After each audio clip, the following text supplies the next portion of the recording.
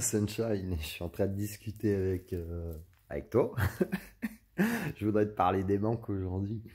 Ouais, j'ai eu un parcours bancaire assez atypique. En fait, toute ma vie, j'ai jamais pu emprunter pour acheter un bien et je pense que j'ai été préservé. Parce qu'en discutant avec quelqu'un, j'ai expliqué qu'ici en France, si tu fais le calcul sur 20 ou 30 ans, quand tu prends un très gros crédit pour un bien immobilier, par exemple, tu vas sûrement t'apercevoir que tu en rembourses au moins 30% si c'est pas plus. 30% d'intérêt. Donc ton crédit va te coûter un tiers plus cher que ton bien, voire même peut-être plus. Et quand tu as découvert, tu es un très bon client pour les banques parce que tu dépenses l'argent que tu n'as pas et ça te fait des frais. Donc tu as des banques qui fonctionnent différemment, c'est-à-dire que tu retires 10 euros en liquide ou 300 euros, tu seras taxé 1,50 €. Tu as d'autres banques qui vont te dire, non, tant que vous retirez chez nous, c'est bon, vous n'êtes pas prélevé, etc. Ça m'est arrivé. euh, quand je me suis retrouvé en dossier de surendettement à une époque, au moment de mon divorce, il y a quelques années, euh, presque 10 ans maintenant.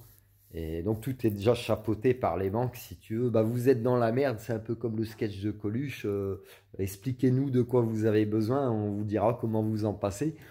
Et puis il t'explique que tu dépenses trop, que tu dépenses l'argent que tu n'as pas. Donc ça, ce qui est très bien, parce que tu apprends à plus te mettre dans la merde, à pallier qu'au nécessaire, etc.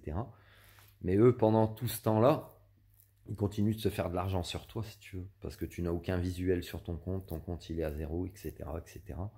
Et dans cette période de ma vie, à un moment donné, je me suis rendu compte, j'ai commencé à mettre le nez dans mes comptes, puisque je ne le faisais pas à l'époque.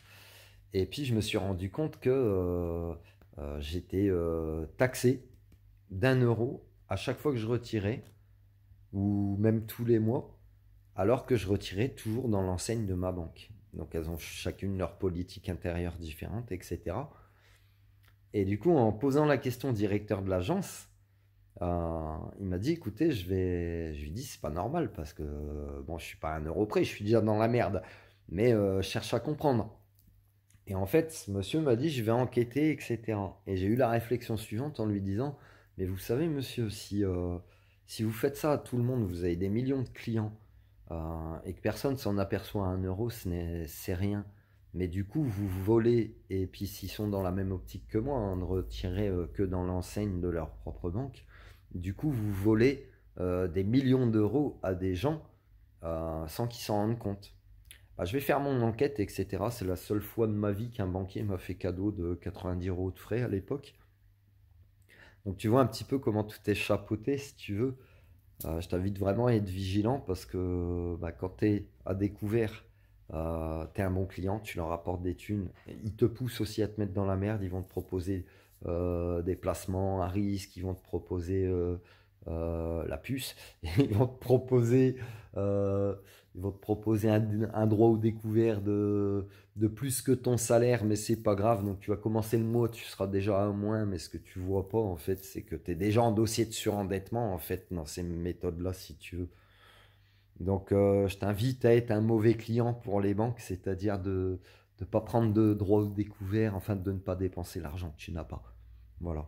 Et continue d'utiliser du liquide si tu veux pas si tu veux garder une certaine liberté, si tu veux pas qu'on te trace partout, et si tu veux pas que l'argent soit complètement numérisé, parce que s'il est complètement numérisé à un moment donné, euh, si leurs ordinateurs s'éteignent pour X raison, moi ça fait quelques jours que j'arrive pas à me connecter à Internet ou ça galère, ça rame avec mon téléphone, avec l'ordinateur pour travailler, tu le transposes au système bancaire, tout s'arrête, blackout. Et tu fais quoi? Sur un ordinateur, ta vie elle sera réduite à un zéro ou à un écran noir. Pose-toi des questions. Si t'as envie de débattre un peu plus, je te ferai d'autres vidéos sur le système bancaire. Allez, prends soin de toi, Sunshine, love you. Donc sois un mauvais client. Ah oui.